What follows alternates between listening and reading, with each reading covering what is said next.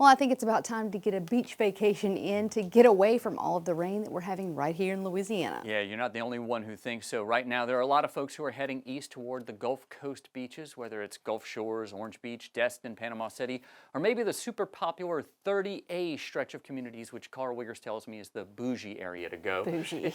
If you're heading in that direction, you'll drive right by a super popular barbecue joint known as The Shed in Ocean Springs, Mississippi, and it's pretty much just that, a shed. In this week's Ag Minute, our friends at the Southern Food and Beverage Museum share about their exhibit highlighting this Southern gem. Welcome to the Southern Food and Beverage Museum. I'm Brent Rosen, Museum President, and you're joining us today in our Shed Barbecue exhibit. As many of y'all know, a barbecue restaurant really isn't a barbecue restaurant until it's burned to the ground. And on February 12, 2012, that unfortunately happened to the Shed. But fortunate for us here at the Southern Food and Beverage Museum, they were able to turn the original floor and some of the walls of the smokehouse into the exhibit you see here today. For those of you who've been to the Shed, you can see that we have the Christmas lights and the corrugated steel in the floor, and we've really tried to create the feeling of the Shed when we did this exhibit. And for many people during this time of year, they'll be traveling from Louisiana and other parts to Florida or Alabama and Gulf Shores.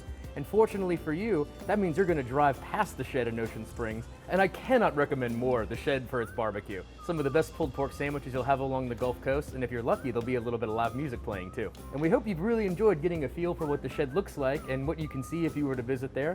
And thank you again for joining us at SoFab for another one of our Ag Minutes. There's a lot you can learn about the Shed by visiting the Southern Food and Beverage Museum for yourself. To plan that trip or to learn more about SoFab, head over to our website at twilatv.org. Still to come on Twyla, are cows fans of the symphony or maybe K-pop? We find out in this week's Twyla Boost. But first, we learn about some hardworking pollinators living large in some first-class hives. Stay with us.